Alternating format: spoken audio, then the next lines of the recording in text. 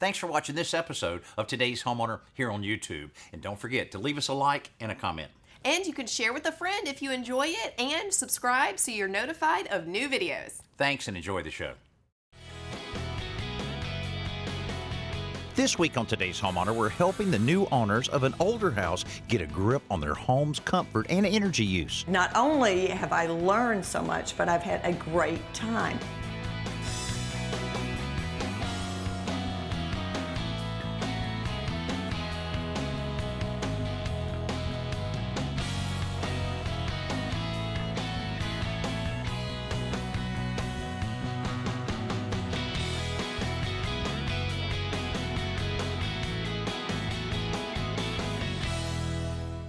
Andy and Judy Falls just recently moved into this 1960s era home with their rescue dog, Buster.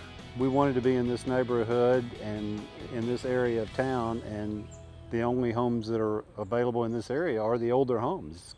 I love the layout, and it's got a lot of character. Well, we were concerned with the energy efficiency of the house, and even though it had been remodeled in somewhat recent times, there's been a lot of increases in efficiencies in the newer homes that are being built today. Well, I tell you what, this place looks great. I mean, the curb appeal's fantastic. You get in here and there's so much detail. Obviously, there's been some alterations or additions or something. This doesn't look like an original floor plan. Kitchen was remodeled, this room was added on, and it's a very nice house for us. And I understand also you have other additions that built, a bedroom, I believe? Right, and that seems to be one of the problems. It's a little bit warmer in that part of the house than the rest of the house, and I don't know if it's the French doors or what it is, but anyway, much warmer. Yeah. One of the improvements that we have made since we bought the house was to add insulation, and we thought that would improve the air conditioning in the master bedroom, but it's still quite warm back there, perhaps because of the sunlight that comes through the French doors. Okay, well, let's take a look at it. Maybe there's something obvious I can Sure. see. This, of course, is the master bedroom that they built on. Boy, plenty of room in here. It is. It's wonderful. As you can tell, you feel it's much warmer in here. Yeah. It faces east. There's the east. So I don't know if the sun is heating up. I like the light coming in. Sure. Well, I can see why. I mean, look at this backyard. Yeah, it is beautiful. Do you take credit for that? You say, Yeah, we worked real hard on that. I want to be able to look out and see that nice yard out there. It is a beautiful view. We have those wonderful bird feeders that have turned into squirrel feeders, and that is Buster's most favorite thing in the world. Hadn't gotten one yet. We got a couple ideas of something that we can do there. I'll get Alan over and Chelsea over, and Chelsea can check around the outside of the house or different cracks or anything that might be contributing to, a higher energy bill than you want. While she's doing that, Alan and I check out the attic and find a few causes for concern. There's cold air coming from the ductwork in the attic, so it's dumping cold air up there where it doesn't need to be. But on the plus side, they have 2 attic exhaust fans to remove hot air from the attic.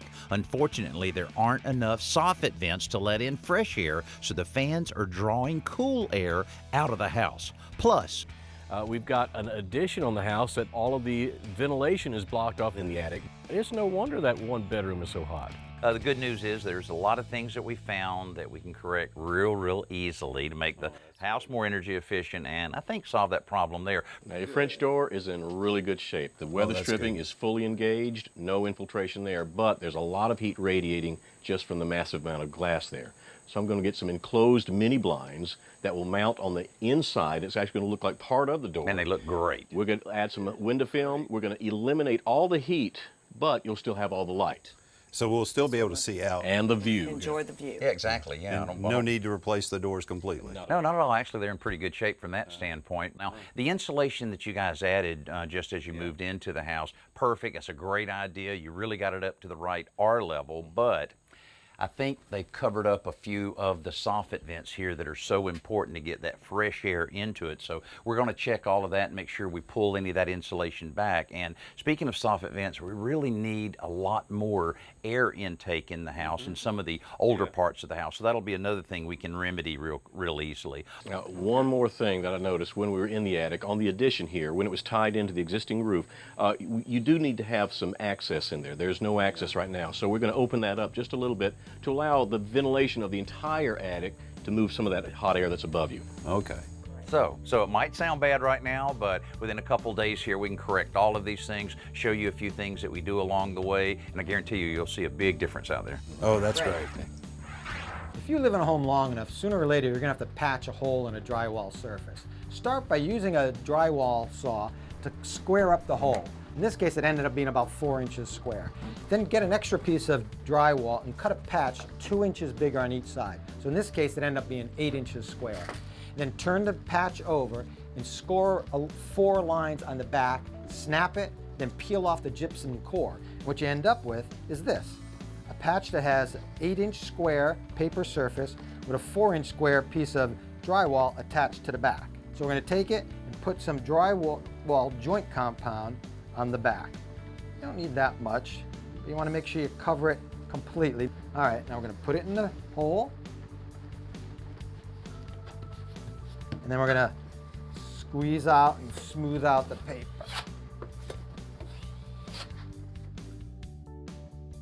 There you go. That's pretty good like that. Now what you want to do is let that dry overnight, then come back, sand it lightly, put on another coat. When that dries, sand it again. Then you prime it and paint it, and you'll never know that patch was there. We're helping Andy and Judy Falls make some easy energy efficiency improvements to this 50-year-old home they recently purchased. Right now, I'm about to show Andy the leaky ductwork we found in his attic. All right, Andy, check this out right here. Oh, wow, there's a lot of air coming out of it. Yeah. How can that be fixed? Well, I tell you, with a foil tape like this, I have some new material there, so I'll just cut out a section of this wherever we need to, and then I can tape it back on. And the thing about it is, in the old days, they would do just the foil tape like this and think that it does well, but with the duct mastic, it's an air duct sealer, I can just put it on with a cheap brush, like a thick paint, and I can apply it. It's like that's some of it there that they did. Oh, okay. That's some of the newer pieces there. And I'll go from one end to the other of this older duct section, this older trunk line, and seal up every single one of them. Immediately, you'll notice a difference downstairs. That's wasting a lot of air right there. I know it. It really is. It really is. So you gonna stick around and help me, huh? Well, I'd like to, but I've got to get to work. Yeah, I and know. so... I know. Yeah, leave me in the attic, just like Alan does. So no problem.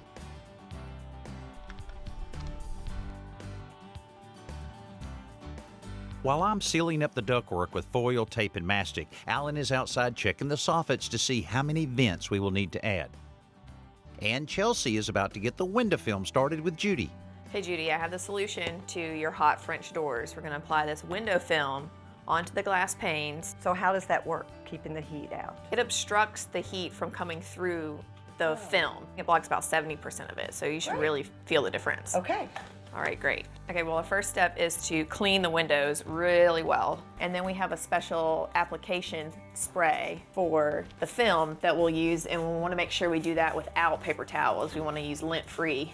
Right. So we don't want any little fibers behind on the windows that we see for the rest of your time here. Okay. After that, the glass is sprayed with a soapy solution. The window film is cut slightly larger than the dimensions of the glass, and ordinary adhesive tape is used to separate the clear liner from the window film before it too is sprayed with the same soapy solution. Finally, the film is ready to apply. Now we'll squeegee the excess out. Right. And we'll just work with it and get all the bubbles out. Oh, I can tell already I like this. Good. Well, first of all, I love how this looks. Yeah. And then I think it's cooler. It's crazy that the temperature difference from one piece of film can be felt immediately. Because looking at it, you wouldn't think it would make a difference, but it did. Next, the excess film is trimmed off around the edges before one last pass with the squeegee. It looks so much better wow. now that it's trimmed. Wow, that looks great. We cleaned, we squeegee, we did all, anyway, but it worked. All right, well, we're gonna cover up our beautiful installation. Right. Time for us to move in here. This looks great. Good job. Good job. We're finding the perfect position where the frame will clear the door hardware so we can mark its location on the door. Let me see a pencil. Don't ask him for his pencil because it's usually hanging out of his mouth. One without saliva, please. I pick on you all the time. I never really give you a pat on the back like I like to a lot of times. But you deserve it. That was so subtle. I never knew what he did. Alan clears the inside of the glass one last time, and then we mount a bracket above the glass that will support the blinds. Once they're lined up, we remove the backing from an industrial strength adhesive strip, and they're done. Small levers on the side of the unit will raise and lower the blinds or open and close them for privacy, and because they're behind glass, they never need dusting. The installation of the window film and the blinds definitely are going to make a big difference in the heat gain that Andy and Judy have been experiencing in this room. We're making great strides in making this room a lot more comfortable. Another great solution for making an addition or converted space like a basement or garage more comfortable is a ductless system. This one from Carrier uses a small unit installed inside the area to be heated or cooled. The inverter technology it utilizes makes it ultra quiet and highly efficient, operating at variable speeds for more even temperature control and better dehumidification. There are no ducts to run, just a set of refrigerant lines that connect it to the outside unit and are small enough to be run through almost any wall or ceiling cavity. These systems also allow homeowners to customize the comfort of a specific area, whether it's used a little or a lot. When someone comes to your front door, wouldn't it be nice to know who it is and what they want before you even decide to go to the front door? Well, now you can with the Ring Video Doorbell.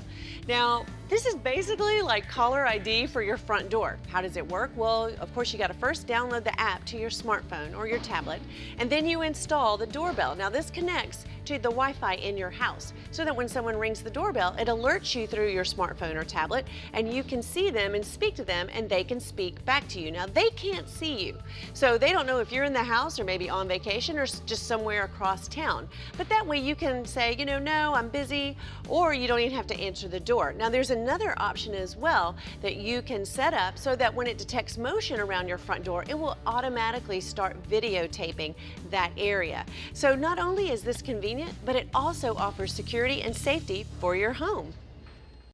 Andy and Judy have an older house with an addition that's just not as comfortable as they would like in warm weather. We've added window film and blinds to their patio door to reduce heat gain from the sun, and we've patched the leaky ductwork in their attic. But now we have to address the lack of ventilation in the attic above the addition. I imagine it's going to be close to 130 degrees in the attic, maybe more. No, I'm not really looking forward to it. When the bedroom addition was built several years ago, there was no opening cut between the attic over the new bedroom and the main attic. We made a few measurements to determine where the roof line ties in, so I can cut a hole just below that level to open up a vent between the two attics. So I cut the hole out, I open it up, and immediately realize it's a lot hotter in there than it is out here in an already hot attic, so I knew we were making a difference. With ventilation opened up to the bedroom attic, we can clear the existing soffit vents, so Alan heads outside with a blower to help identify them. Just use that leaf blower and blow directly up into just one of them right now. All right, here we go.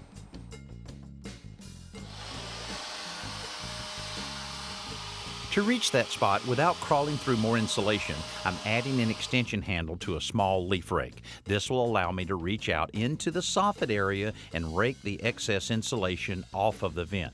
Of course, we have to repeat this about a dozen times over. This is installed by a professional contractor, but if you want to improve the insulation in your attic, you can do it a lot easier than simply blowing fiberglass insulation in by using mineral wool or stone wool, especially the kind from Roxel. Very easy to use, it comes in bats, very easy to cut, it doesn't irritate your skin, and you're able to put it right where you want it, and it also is very resistant to fire, so that may be a solution to any kind of added insulation that you may need in your house. Right now, I'm getting out of this attic. All right, Judy, you don't have a whole lot of gaps or cracks in the outside of your house, but I did find this one right here. So I'm going to give you the caulk gun Well, and let you. I think it'd be better if you did the caulk gun because, well, no, I used to, one time I worked for Habitat for Humanity and they gave me a caulk gun, and after I did it for a while, they were like, we're gonna let you hammer. How bad do you have to be with a caulk gun for a hammer to be less destructive to a construction project? So how about if I watch? How about if I watch you do it, and then maybe I really will learn something. Okay, all right. They had to take it away. Now you could use the expanding foam, but this is just such a small hole. Right. It's easier. 'Cause that stuff can get everywhere. All right. Looks good. That's pretty good. Meanwhile, Alan and I are laying out the positions for the new soffit vents on the front of the house. We're adding about a dozen of these, and we want them evenly spaced. To speed up the marking of the cut lines, we're using a template that's slightly smaller than the vent cover itself. But cutting them, that's where it gets a little messy. I know you love this look. So open up your goggles. You used to wear these in chemistry class, didn't you? Yep. You could get a paint hood, or you could take this clean t-shirt, put it over your head, but not all the way over your head. Are you punking me or something? No. And then you take the handle, the arms, tie them behind your head. Oh my gosh, you're kidding me. Oh man, you're gonna look good. Goggles on top of that. Oh my God, I cannot believe I'm doing this. See there? Look. You're not posting this on social media, are you? Oh no, I'm sure you won't do that. So look here. We're ready to cut. Yeah, that or rob a bank.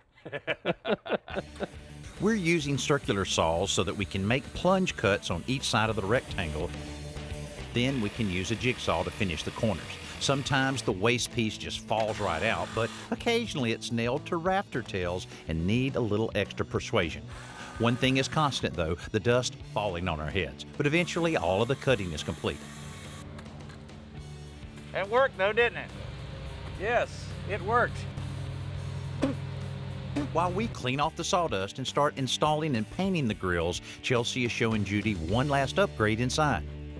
This is another cool and fairly inexpensive way to help save a little bit of energy in your house. If you think about it, the stairwell to your attic is just like this big opening. It's just a tiny piece of plywood So what is between this and your attic.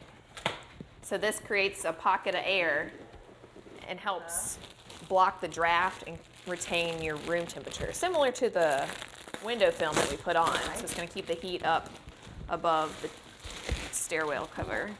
I'm just going to pop this on up here, and that way you and Andy will know what it looks like, and you can move it next time you get up in the attic. Just sits right over the opening, and it's like a little insulation blanket. Oh wow, that is so neat. Oh my You can gosh, feel a I difference can already already. feel a difference. That's crazy. That is so neat. Yeah.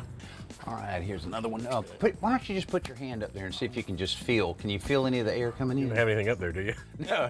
I don't know. If something grabs you, I'm gonna take off running. Wow, that's something. You can feel it coming in. Yeah. Feel it. Because you know by now, during this late in the day, the vents are running. Right. And so it's pulling all of the air in. So heck, with adding like 12 of these things, and you're adding a lot more square footage of air going in there. That's awesome. That's gonna make a big difference. Not only have I learned so much, but I've had a great time. Energy efficiency is one of those things that's sometimes hard to get excited about until you pay your utility bill.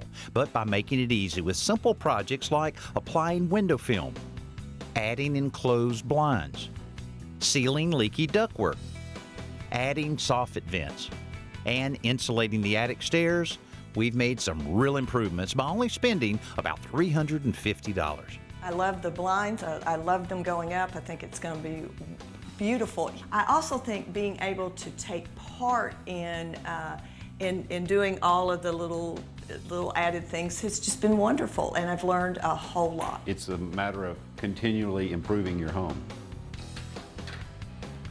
Usually here on today's Homeowner, we're able to show you some fairly dramatic before and after shots, but this house pretty much looks the same inside and out. But what will be a big difference is when Judy and Andy open up that first utility bill and realize they have a much more energy efficient home, and certainly one that'll be a lot more comfortable in their master bedroom. You know, we talk about how gratifying it is to do almost any kind of home improvement project, and this is a good example where we were able to solve some very simple problems that the homeowners didn't even realize they had, and to be able to end up with a more energy efficient home and one that'll save them money for years and years to come, and that feels pretty good. I'm Danny Lipford. Thanks so much for being with us right here on Today's Homeowner. Hope to see you next week. Hey, thanks for watching this episode of Today's Homeowner. And don't forget to comment, like, and hit the bell icon so that we can notify you when new videos are posted. And don't go anywhere, click around and continue the home improving fun.